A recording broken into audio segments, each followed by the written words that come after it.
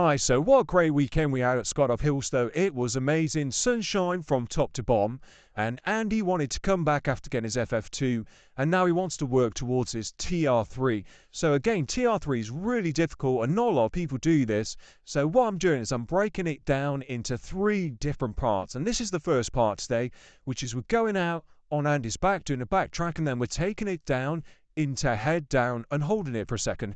But we're not doing a lot of this, we're just getting there, and then once we've done that, I'm doing a bit of movement, I'm getting him to do some more work with his hands, and I'm flying in around to get him to do some more head down. You see, it's just getting better and better. So anyway, after a day like today, we had a few beers, he's got a great backstory, another great day at hip.